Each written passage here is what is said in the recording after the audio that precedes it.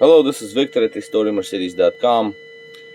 We're going to talk about this unit here. This unit came from Oregon, and this is a non-ASR unit from V8. So 400E, and I believe it's a 1993. Yeah, it's 1993. All right, so it's being finished, and I'm gonna still have to finish a couple of things on it, but let's take a look at overall condition. This unit cleaned off to near brand new condition. It's really nice.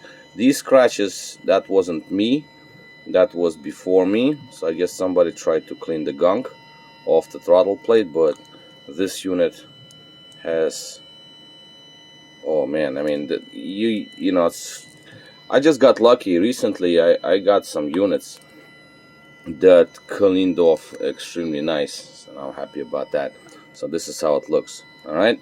Now excuse me, my throat. Now the cover is still off because we have to get to it in a second. Temperature, so as you can see, unit is getting up to 85. It's not too hot today, so it's been energized for like 3 days, so that's the hottest I can get this unit to warm up, because again, it's not very cold in terms of ambient temperature. Now on this side, I still have to clean up this case, because as you can see, even though it looks so nice on the outside, there was a little bit of junk and some oxidation accumulated inside, so I have to clean all of this up. But again, nonetheless, that doesn't matter. The plate, you know, the circuit board, that's cleaned off. New cables, obviously. Wires were completely destroyed. Now what I want to show is the actual values, so let's take a look at those. Let me move the camera a little bit so we can encompass values into the frame. So we have 4.37, 4.37. That's great. If I try to move the motor, as you can see, readings slightly change because I'm trying to move the potentiometers, and obviously we have readings change. Now, first potentiometer readout.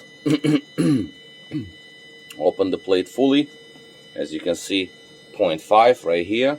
So that's the primary, and if I hold it here in the middle, and 2.47, these readings are not as important as they look. It's just that you need to see the sweep, and the sweep has to be there. If it's not there, then potentiometer is bad.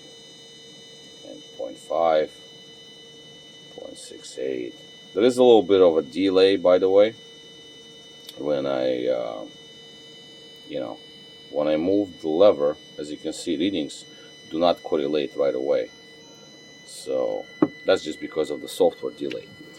All right, now the next thing, we want to check up the second potentiometer. So for that, I'm going to induce the limp mode.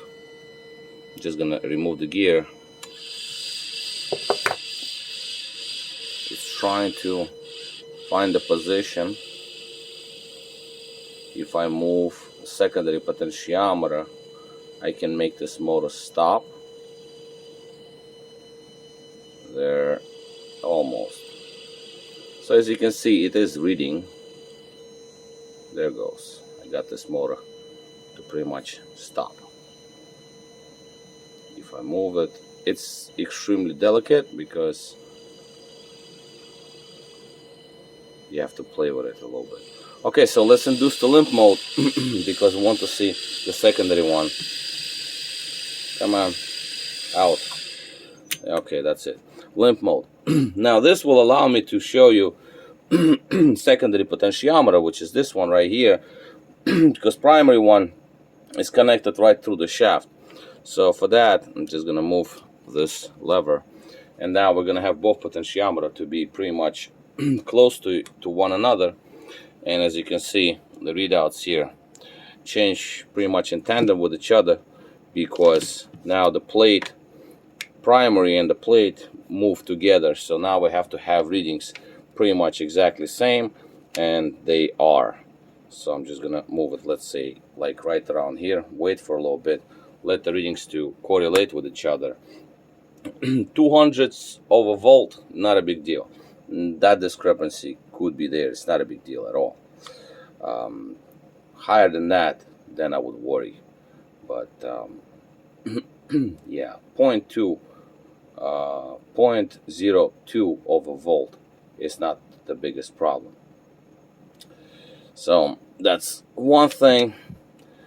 And the second thing is safety contact switch moving from one point to another. When I go back to idle, it goes to where it has to go. So yeah, I mean, I'm pretty much okay with that.